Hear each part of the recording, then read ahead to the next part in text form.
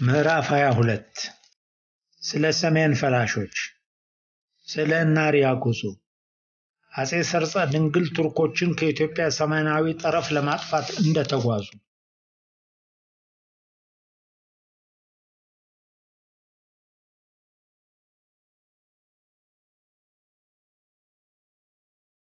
አጼ ሰርፀ ድንግል ይህን ከፍ ያለ የጦርነት ድል በቱርኮችና ከነርሱ ጋር በተደረበው ዜጋቸው በነበረው በባህረ ነጋሽ ይስሐቅ ላይ አግኝተው ከደባሯ አክሱም ከአክሱም ወደ ጎንደር ከተመለሱ በኋላ ረጅም የሰላም ጊዜ አላገኙም።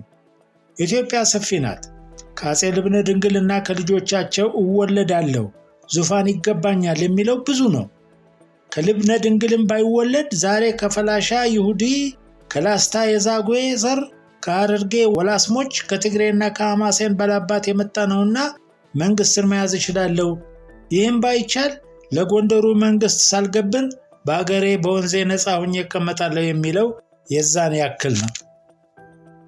በቅርብ ጊዜ ደግሞ ከደቡብ ኢትዮጵያ የፈለቁትና ቁጥራቸው የበረከተው ጋሎች ግማሹ ተገዥም ተዋጊም ሆነው የንጉሱ አገልጋይ ቢሆኑም የቀሩት ደግሞ በየጊዜው የሚያደርጉት ወረራ በመንግስቱ በችግር ላይ ችግር መፍጠሩ ግልጽ ነው። በዚህም ላይ ደንበኛ ጸጥታ ጠባቂና የክፍል ደንበኛ የጦር ሰራዊት በየአውራጃው እንደዛሬ ማስቀመጥ ባለመቻሉ እንደዛሬም ጊዜ ፍጥነት ያለው የማመላለሻ መኪናና መንገድ ያን ጊዜ ባለመኖሩ ቀንደኛ ባላባት በየአገሩ ለመነሳት ለጊዜው የሚያስቸግረው ነገር የለም። ስለዚህ ንጉሱ አንደኛውን አውራጃ በሰራዊት ብዛትና ኃይል ለማቅናት ሲሄዱ ሌላው ይሸፍታል። ያንንም በኃይል ደምስሰው ከተመለሱ በኋላ የተደመሰሰው እንደገና አንሰራርቶ ያምጥና ግብር ይከለክላል። ከዚሁ የተነሳ ነገስታቱ ብዙውን ሰራዊታቸውን ይዘው ወደ ሸፈተው ሀገር ሄደው በሚያደርጉት የእርስ በርስ ጦርነት የሚያልቀው የአንዲቱ የኢትዮጵያ ህዝብ ከልክ ያለፈ ነው። ይህንንም ዛሬ ያለነው ህዝቦች ወደ ኋላ ተመልሰን ከታሪክ ነገስቱ ስናነብ ሐዘን እንደሚመጣብን የታወቀ ነው። እንደዚሁም በየጊዜው ባያልቅ ኖሮ የኢትዮጵያ ህዝብ በርክቶ ምንኛ ኃይለኛ በሆነ የሚል የጸጸት መንፈስ ሳይመጣብን አይቀርም። የንጉሱም የዘወትር አሸናፊነታቸው ሊያጽናናን አይችልም። ስለዚህ አሁንም አጼ ሰርፀ ድንግል ከአክሱም በ1571 ዓ.ም እንደ ሌሎቹም አቆጣጠር በ72 ዓ.ም በጎንደር ከተመለሱ በኋላ ከፈላሾች ጋር ያደረጉትን አሳዛኝ ጦርነት ልንመለከት ነው። ነገር ግን ከጦርነቱ በፊት ፈላሾች የተባሉት እነማን መሆናቸው ትዝ ለማይለው አንባቢ መረጃ የሚሆን ስለ ፈላሾች ጥቂት መጻፍ የሚያስፈልግ ይመስለኛል። ከጥንት ተያይዞ ከአክሱም የመጣው ታሪክ እንደሚገልጸው በቀዳማዊ ምኒልክ ዘመን 1000 ዓመት ግድም ከክርስቶስ ልደት በፊት ብዙ እስራኤላውያን ከኢየሩሳሌም ወደ ኢትዮጵያ መጥተው በነበረ ጊዜ ከካህናቱም ወገን አብረው መጥተው ነበርና ያን ጊዜ የነበረውን የኢትዮጵያ ህዝብ የኦሪት ሕግ አስተምረው በጣዖት ያመልክ የነበረውን በእግዚአብሔር እንዲያመልክ አድርገውታል። ከኢየሩሳሌም የመጡትም የእስራኤል ወገኖች በሃይማኖትም በጋብቻም ከቀረው የኢትዮጵያ ህዝብ ጋር ተቀላቅለው ተቀመጡ። ከዚህ በኋላ በሮማ አውጉስጦስ ቄሳር በኢትዮጵያ ባዚን በነገሰበት ዘመን ጌታችን ኢየሱስ ክርስቶስ ተወለደ። በጢባሪዮስ ቄሳርም ዘመነ መንግስት ጌታችን ኢየሱስ ክርስቶስ የመሰረተውን የክርስትና ትምህርት ከክርስቶስ በኋላ 330 ዓመተ ምህረት በኢትዮጵያ አብርሃና አጽብሃ የሚባሉት ሁለት ወንድማማች ነገስታት በስምምነትና በምክር አንድነት በሚገዙበት ዘመን ከሳቴ ብርሃን የተባሉት አባ ፍሬምናጦስ ክርስትናን አስተምረው ነገስታቱንና የቤተ መንግስቱን አካባቢ ሁሉ የኦሪትን ካህናት እንበረምን ጭምር ክርስቲያን ሲያደርጉ የቀሩት ከእስራኤል ወገን የሆኑት አሁን ፈላሾች የምንላቸው በዚያው በኦሪት ሕግ ጸንተው ክርስትናን አንቀበልም ብለው ለብቻቸው ወገን ለይተው ተቀመጡ። ይህም በኢየሩሳሌም በዋናው የእስራኤል ሀገር ሐዋርያት እነ ቅዱስ ጴጥሮስ እነ ቅዱስ ጳውሎስ መጀመሪያ ኦሪታውያን ሆነው በኋላ በክርስቶስ አምነው ሐዋርያነትንም ተቀብለው ለቀሩት አይሁዶች ክርስትናን ቢያስተምሩ ግማሾቹ አይሁዶች እሺ ብለው ሲቀበሉ የቀሩትን ቢካሏቸውና በኦሪት ከጸኑት ጋር የሚመሳሰሉ ናቸው። በኋላም በዚሁ በሃይማኖት የተነሳ ክርስቲያኖቹ ቢያውኳቸው እስራኤሎቹ ዋናውን ከተማ አክሱምን ለቀው በሰሜን ወደ ወልቃይት በወገራ የኦሪትን ሃይማኖት ይዘው ይኖሩ ጀመር። በኋላም የእስላሞቹ ኃይል በኢየሩሳሌም እየተጫነ በሄደ ጊዜ ከነዚሁ ከእስራኤል ወገኖች ሀገራቸውን ኢየሩሳሌምን አይተው እየፈለሱ ወደ ኢትዮጵያ መጥተው ወደ ወገኖቻቸው ወደ ሰሜን እና ወደ ወገራ መጥተው ተቀመጡ። ሀገራቸውንም አይተው ሀገራቸውንም እየተዉ ከመምጣታቸው የተነሳ ፈላሾች ፈላሲያን አገር ለቀው ሄያጆች ለማለት ነው ተባሉ ይባላል።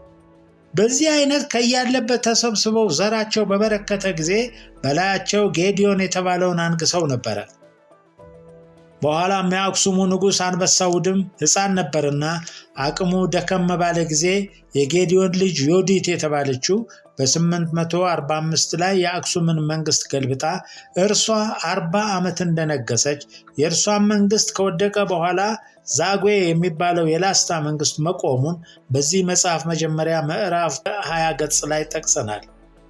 የሆነ ሆኖ በዮዲት ዘመነ መንግስት ለመያዝ ሞክረው የነበሩት ፈላሾች ወይም ይሁዲዎች ምንም እንኳን ዛጉዌዎች ወይም ላስቶች መጀመሪያ ቢያሰናክሏቸውም በኋላም ከሰለሞን ዘር የወረደው ይኩኖ አምላክና ተከታዮቹ ባያስይዟቸው እነዚህ ፈላሾች ተራራማ በመሆነው በሰሜን አውራጃ ሃይማኖታቸውን አጽንተው ዘራቸውን አበርክተው ከመኖር አላቋረጡም። እነሱም ሲመቻቸው ለነገስታቱ አንገብርም እያሉ በባላባቶቻቸው መሪነት እየተዋጉ ሳይመቻቸው እየገበሩ እስከዚህ ጊዜ እስከ አፄ ሰርፀ ድንግል ዘመነ መንግስት ደረሱ ማለት ነው። ስለዚህ አፄ ሰርፀ ድንግል ከቱርኮች ጦርነት እንደተመለሱ በ1572 ዓ.ም ፈላሾች ከሰሜንና ከወገራ መንደራቸው እያለፉ የወገራን አውራጃ ዘረፉት፣ ቤቱንም አቃጠሉት፣ ህዝቡንም ወንዱንም ሴቱንም እንደ ባሪያ ያጉላሉት ጀመር የሚል መልእክት መጣላቸው። ታሪከ ነገስታት እንደሚለው ይህን በሰሙ ጊዜ በንዴት ተቃጠሉ። ወዲያው እንደተለመደው በአዋጅ ወታደሩ ሁሉ በየክፍሉ እንዲሰበሰብ አደረጉ። ከተሰበሰበም በኋላ ንጉሱ ከነሰራዊታቸው ከጉባኤ ወደ ወገራ ተጓዙ። በቀስታ ተጉዘው ከ3 ሳምንት በኋላ በታኅሳስ 6 ቀን ዋናው የፈላሾቹ አዝማች ጎአሸን ይባላል ከነጭፍራው ወደ መሸገበት ተራራ ወይም አምባ ተጠጉ። እንደደረሱም ፈላሾች ከተራራው እየወረዱ የሚቀዱትን ውሃ በዘበኛ ከበው ያስጠብቁት ጀመር። ይህም ከሆነ በኋላ የንጉሱ የጦር አለቃ አዝማች ዳህራቆት በአንድ ወገን፣ ሳውሮስ የተባለው በሌላ ወገን ሲሆኑ ዮናኤል፣ ሹም ገብረ ኢየሱስ፣ ዕቁበ ሚካኤል፣ ወሰንጌ አብርሃም የሚባሉት ጭፍሮች ጭፍራቸውን እያዙ አምባውን ከበው ተቀመጡ። በዚህ መካከል የፈላሾቹ የይሁዶቹ አለቃ ሰላማዊነቱን የሚገልጽ መልእክት ልኮ የንጉሱም ወታደሮች ይህንን አምነው መዋጋቱን ችላ ብለው ነበር። በኋላ ግን ወደ ማታ አዘንግቶ ከተራራው አደጋ ጥሎ ብዙ ወታደር ፈጀ። በዚሁም ጦርነት ዋናውና የታወቀው የንጉሱ የጦር አዛዥ ዕቁበ ሚካኤል ከብዙ ወታደር ጋር በውጊያው ላይ ሞተ። የዕቁበ ሚካኤልን ሞት ንጉሱ በሰሙ ጊዜ በንዴት ላይ ንዴት ተጨመረባቸው። ወዲያው ባጠገባቸው የነበረውን መቃቢስ የተባለው ሌላ የጦር አለቃ አዲስ ጭፍራና የውስጥ ብላቴኖችን ይዞ ሄዶ ዕቁበ ሚካኤል የነበረበትን ስፍራና ውሃ ጸንቶ እንዲይዝ አዘዙት። እርሱም እንደታዘዘ ሄዶ ከፈላሾቹ ጋር በአዲስ ኃይል ተዋግቶ አሸንፎ ውሃውንና ተራራውን መልሶ ያዘ። ፈላሾቹም በዚህ ጊዜ ተሸንፈው ዋናውን ሰፈራቸውንና ጓዛቸውን ወዳደረጉበት ከፍተኛው ተራራ ሄዱ። በዚያም በሆነው በጥብቅ መከበባቸውን ባወቁ ጊዜ ቀድሞ ገዣቸው ሆኖ ያውቁት ስለነበረ ዮናኤል ይምጣልንና ባለፈው ጥፋታችን ምሕረት ተደርጎልን እንግባ የሚል ደብዳቤ የታላላቅ ብላቴኖች አዝማች ለሆነው ለወሰንጌ፣ ለጥቃቅን ብላቴኖች አዝማች ለሆነው ለዚሁ ለመቃቢስ፣ እንደዚሁም በኃይሉና በተዋጊነቱ ለታወቀው ለተስካሮ ላኩ ይባላል። እነርሱም ከፈላሾቹ የመጣውን ደብዳቤ ለንጉሱ አስተላለፉ። ከዚህ በኋላ ንጉሱ አቤቶ ዮናኤልን አስጠርተው ሄደህ በቀል ሳታደርግና ሳታጉላላ እርቅ ተጠየቁ ተነጋገራቸዋል። እርሱም ወደ ታችኛው ተራራ ወጥቶ ተገናኛቸው። የንጉሱም ምሕረታዊ ሐሳብ ገለጠላቸው። እነርሱም በዚሁ ደስ ተሰኝተው እንደቆዩ ግማሾቹ ከድተው መሳሪያ ይዘው ለማምለጥ ሲያስቡ ዮናኤል አባሮ ደረሰና የቆመው ጦርነት እንደገና ተጀመረ። በመጨረሻም ዮናኤል አሸንፎ ማረካቸው፣ የቀሩትም ብዙዎቹን ፈጃቸው። እንደዚሁ ከነዚህ ውስጥ እንደ ነቢያቸው የነበረውን አንድምርህ የፈለክ እንደሆነ በቅድስት ድንግል ማርያም ስም ለምነኝና ልተው ብሎ ዮናኤል ቢጠይቀው የፈላሾቹ ነቢይ አታውቅምን? ለእኛ ለፈላሾች የማርያም ስም በአፋችን ማንሳት እንደማይገባን ይልቅስ የወገኔን ጥፋትና ስድብ ከማይበት ከዚህ ከጨለማ ዓለም ለእኔ መሞት ይሻለኝና በቶሎ ግደለኝ አለው። ዮናኤልም ከመኖር መሞትን አንተው ራስህ ከፈለግከው ጠጋ በል ብሎ በሰይፍ አንገቱን መታውና ገደለው ይባላል። ከዚህ በኋላ በሌላውም ወገን እርቁ ፈረሰና በአንደኛው ተራራ ጎሼን ከነጭፍራው፣ በሌላው ወገን ደግሞ ጌዴዎን የተባለ የፈላሾች አዝማች በየተራራዎቻቸው ላይ ሆነው ቁልቁል ካሉት ከንጉሱ ወታደሮች ጋር ለውጊያ እንደገና ተሰላለፉ። ጌዴዎንም ከታች ዙሪያውን የተራራው ስር ሁሉ በንጉሱ የጦር ሰራዊት መከበቡን ባየ ጊዜ ለጭፍሮቹ እንደዚህ አላቸው፣ ወገኖቼ ሆይ ስሙኝ። ጦር፣ ሰይፍ፣ ጠበንጃ በያዙ ወታደሮች ዙሪያችን ሁሉ ተከቧል። አሁን ተማርከን ለክርስቲያኖቹ ባሮች ከምንሆን ለእኛ መሞት ይሻለናል። የሮማው የባስባስኖስ ቄሳር ልጅ ጢጦስ ኢየሩሳሌምን በጦርነት ከቦ ባስጨነቀ ጊዜ አባቶቻችን እስራኤሎች በእፍረት ከመኖር በክብር መሞት ይሻላል ያሉትን አልሰማችሁንም አላቸው። በዚህ ጊዜ ፈላሾቹ ሁሉ በንግግሩ ተቀስቅሰው ግማሾቹ በዚህ በጌዴዎን የቀሩትም በጎሼን አዝማችነት ለጦርነት ተሰለፉ። ጎሼንም በበኩሌ ተማሪኬ በንጉሱ ፊት ከምቀርብ መሞትን እመርጣለሁ ሲል ቆረጠ። ከዚህ በኋላ ዋናው ጦርነት ተጀመረና ከንጉሱ የተላኩትም ወታደሮች እየተራራው ስር ሆነው ሽቅብ እየተኮሱ በጠመንጃ ሲገድሏቸው እነሱም ከላይ ቁልቁል የናዳ ድንጋይ እየሰደዱ ብዙ ሰው ገደሉ። በዚህም አይነት ወደ ላይኛው ተራራ መውጣት ችግር ሆነ። ስለዚህ ንጉሱ ራሳቸው ሄደው በተራራው ስር በሚመች ስፍራ ላይ ከቱርኮች የተማረከውን መድፍ አስጠመዱና ሽቅብ አስተኩሰው ከፈላሾቹ መካከል ሰው ተመቶ ሲወድቅ ፈላሾቹ የመድፍ ጥይት መሆኑን አላወቁም ነበርና መብረቅ ከሰማይ ወርዶ የመታቸው ስለመሰላቸው ደንግጠው ወዲያና ወዲህ ይባረሩ ጀመር ይባላል። በዚህን ጊዜ ደፋር የሆነው ንጉሥ ወታደር እየሮጠ ወደ ተራራው የተመቸው በእግሩ ያልተመቸው በገመድ ብልሃት እየተንጠላጠለ ወጣና ገሚሶቹን በጦር እየወጋ ገሚሶቹን በጠመንጃ እየተኮሰ ገደላቸው። ፈላሾቹን በጀግንነት ተዋግተው መሸነፋቸውን ባወቁ ጊዜ አንዳንዶቹ በገዛ ራሳቸው ገደል እየገቡ አለቁ ይባላል። በዚህ ጊዜ ዋናው አዝማች ጎሼን ከብዙ ሰዎቹ ጋር አልማረክም ሲል በፍቃዱ ገደል ተወርሮ ሬሳው ታች በለን የተባለው ንጉሱ ጦር አለቃ ሰፈር ወድቆ ተገኘ። በለንም የጎሼንን ራስ አስቆርጦ ስለ ደስታ ለንጉሱ ላከላቸው። ጌዴዎን ግን አመለጠ ይባላል። ደግሞም እግዚአብሔር ቀድሞ እነ ኢያሱ እነ ሳኦል በሞዓባውያንና በአማሌቃውያን ላይ በዘመቱ ጊዜ በዚያ ሀገር ያለውን ትልቁንም ትንሹንም ወንዱንም ሴቱንም ከብቱንም ጨርሱ እንጂ አንድም ነፍስ አታስቀሩ ብሎ በነቢዩ በሳሙኤል አፍ አዞ እንደነበረ እንደዚሁ ከዚህ ቀደም ስማቸው የተጠራ አባ ንዋይ የሚባሉት መነኩሴ በዚህ ጦርነትና በተራራው ላይ ካሉት ፈላሾች ወንድም ሴትም ትልቅም ትንሽም የሚጠባ ልጅም ከብቱንም ሁሉ ሳትገድሉ እንዳትተው ብለው ገዝተዋል እየተባለ ብዙ ሰው አለቀ። ነገር ግን ምንም እንኳን መነኩሴው ይህንን ትእዛዝ በግዝት ቢያዙ ቀድሞ የእግዚአብሔርን ትእዛዝ የእስራኤል ንጉሥ ሳኦል ሳይፈጽም እንደቀረ እንደዚሁም ወታደሮቹ በእጃቸው ያለውን ምርኮኛ ፈጽሞ አላጠፉም ነበርና ከማራኪዎቹ አንዱ ወታደር የማረካትን የፈላሻ ሴት በእጁ እንደያዘ በገደሉ አፋፍ አጠገብ ባለ መንገድ ላይ ሲያልፍ ሴትዮዋ ሳምሶን ነፍሴ ትጻእ ምስለ ኤሎፍላውያን ነፍሴ ከኤሎፍላውያን ጋር ትውጣ እንዳለ እርሷም ነፍሴ አብራ ትውጣ ብላ ወደ ታች ጎትታው ከወታደሩ ጋር ገደል ገብተው ሞቱ ይባላል። ከሴትም ውስጥ እንደዚች ያለች ደፋር መገኘቷ ያስደንቃል። የፈላሾቹ ጦርነት በዚህ ተፈጸመ። ከዚህ በኋላ አጼ ሰርፀ ድንግል የፈላሾችን ሽፍትነት ደምስሰው ተመልሰው ጥቂት ጊዜ ካረፉ በኋላ ከዚህ ቀደም ሄደውበት ወደ ነበረው እናሪያ ወደሚባለው አገር ሁለተኛ ለመሄድ ዝግጅት ተደረገና ጉዞ ጀመሩ። ከጎንደርም በጎጃም በኩል አልፈው በወለጋና በሊሙ በጅማ በከምባታ እየተበታተነ በአንዳንድ ስፍራ የሸፈተውንና አገር የሚዘርፈውን ወስላታ ወታደር እየላኩ ከቀጡ በኋላ እናሪያ ገቡ። ከዚህም ቀደም ብሎ ባለፈው ጉዟቸው ጊዜ በመልካም የተቀበሏቸው ሴቤንሂ የሚባለው ባላባት ሞቶ ልጁ ባንደቾ ባላባትነቱን ይዞ ነበርና እርሱም እንደ አባቱ ከእርሱ ጋር ካሉት ሹማምንት ጋር ብዙ ሰንጋና ልዩ ልዩ ገጸ በረከት ይዞ መጥቶ ተገናኛቸው።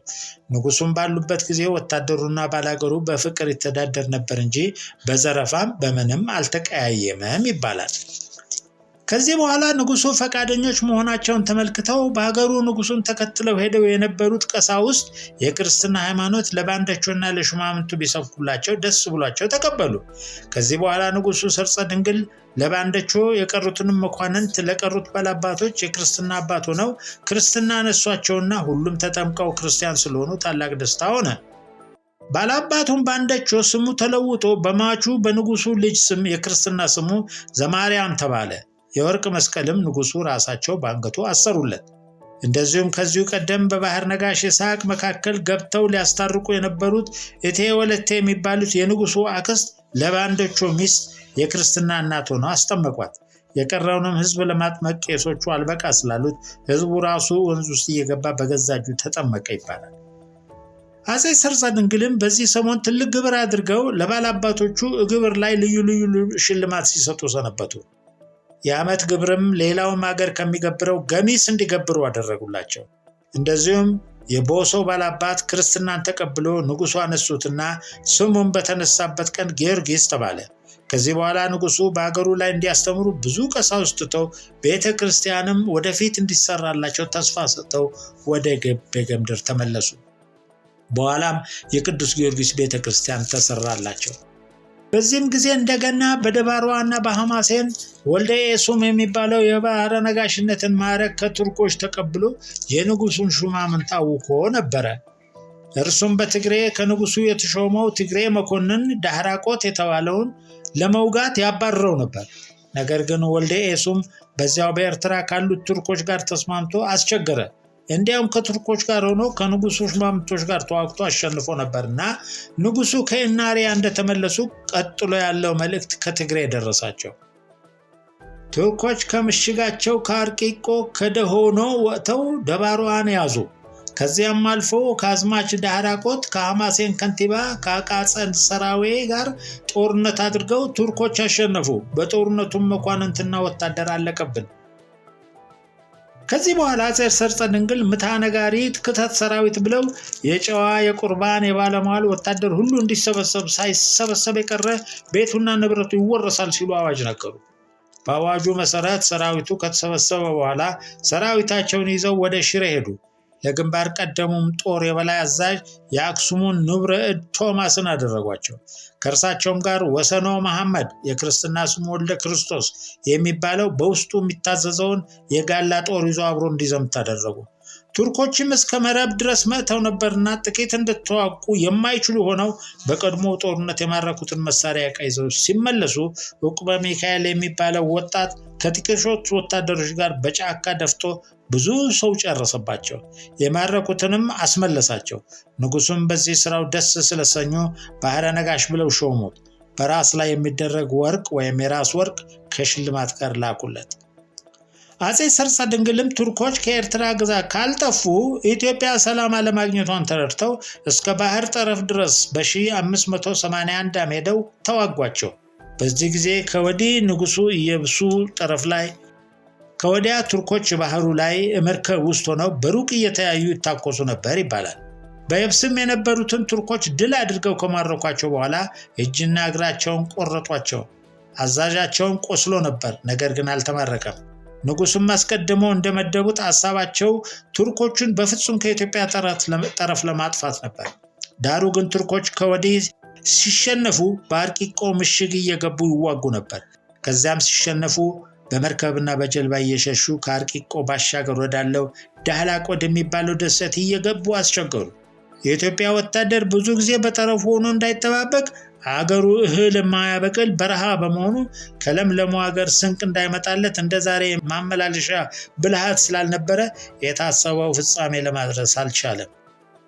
እንኳን እዚያው ጠረፍ ነዋሪ ሆኖ ለመቀመጥ በዚሁ ሰሞን እንኳን ወታደሩ ስንቁ አልቆበት ከጠረፉ ሲመለስ በጣም ተርቦ ነበርና የባላገሩን እህልና ከብት እየዘረፈ ይበላ ጀመር። ባላገሩም ተሰብስቦ ለንጉሱ ቢያመለክት ንጉሱም ወታደሩ የሰነበተበትን ችግር ገልጸው በረሃብ ምክንያት ነውና ችላ በሉት፣ ያውስ ቢሆን ጠላቶቻችሁ ቱርኮች ከሚዘርፏችሁ ወንድሞቻችሁ ቢዘርፏችሁ አይሻልምን አሏቸው። እነሱም ይህን ንግግር በሰሙ ጊዜ ንጉሱን ተገንዝበው ወደ የቤታቸው ተመለሱ ይባላል። አፄ ሰርጸ ድንግል ቱርኮችን ከጠረፍ ካባረሩ በኋላ እንደ ባህረ ነጋሽ ይስሐቅ የከዳውና ከቱርኮች ወገን የባህረ ነጋሽነትን ማዕረግ ያገኘው ይሄው ወልደ ኤሱም መጀመሪያ አይሸፈትኩምና ታሪኬ እንድገባ ምህረት ያድርጉልኝ ብሎ ልዩ ልዩ ገጸ በረከት ለንጉሱና ለሰራዊቱም መብልና መጠጥ ለከብቱም ሳርና እህል ልኮ ነበረ። በኋላ ደግሞ ሲመቻው አዘንግተው ከሰፈሩ ሸሽቶ አመለጠ። ማምለጡን ንጉሱ በሰሙ ጊዜ ተናደዱ። ላይ ስሙ የተጠራው ቆበ ሚካኤል በዚህ ጊዜ በንጉሱ አጠገብ ነበርና እኔ አባሬ ወጋዋለሁ ብሎ ጭፍራ አስከትሎ ወልደ ኤሱምን ለማባረር ሄደ። የሐማሴን ገዢ ከንቲባ ገበር ክርስቶስም አብሮ ከቆበ ሚካኤል ጋር ተጨምሮ ሄደ።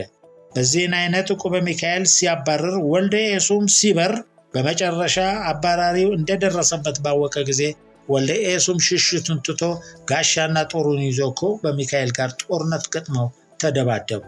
በመጨረሻ ቆበ ሚካኤል ወልደ ኤሱምን አሸንፎ ገደለው። ከገደለውም በኋላ ራሱን ቆረጠው። የዚህንም ደስታ ለንጉሱ መልእክተኛና ደብዳቤ አስቀድሞ በኋላም ራሱ የተቆረጠውን ጭንቅላት አስይዞ በወታደሩ ታጅቦ ወደ ንጉሱ ሄደ። በደረሰም ጊዜ ንጉሱ ነጋሪትና መለከት እያስነፉ በክብር ተቀበሉት። ንጉሱም ባህረ ነጋሽ ቆበ ሚካኤል በስጋ ባልወልደውም የመንፈስ ቅዱስ ልጅ ነውና ከእንግዲህ ወዲህ ባህረ ነጋሽ መባሉ ቀርቶ ወልደ ንጉስ በሉት ብለው አዋጅ ነገሩ። የወርቅ ሽልማትም ኒሻን ማለት ነው በአንገቱ አጠለቁለት። ከዚህ ጊዜ ጀምሮ መላው ሐዋሴንና ጠረፉ በአጼ ሰርጸ ድንግል እጅ ሆነ። ቢሆንም ከዚያ ጊዜ ጀምሮ እስከ ደጃች ውቤ ምስፍና ድረስ የምጽዋ ጠረፍ ነገስታቱ ሲበረቱ በነገስታቱ እጅ፣ የነገስታቱ ኃይል ሲቀንስ በቱርኮች እየገባ ቆየ።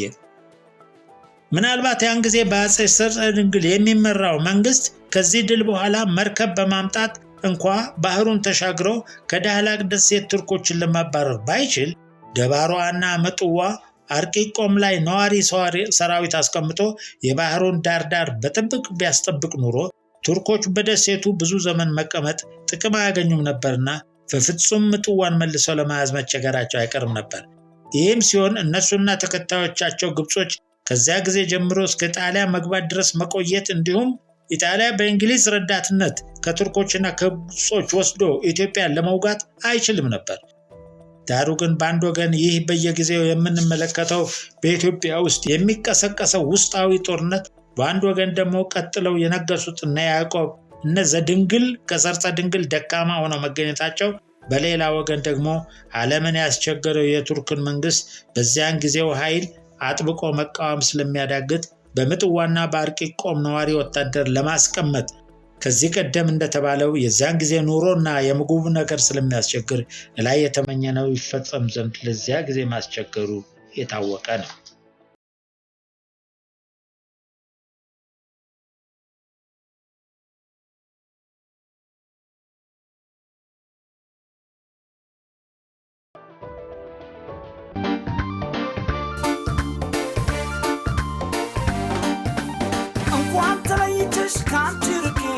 በቅርብ የማልጠግብሽ እናትዬ ዓይንሽን ለማየት እስክበቃ ጸሎትሽ ያግዘኝ ናፍቆትሽ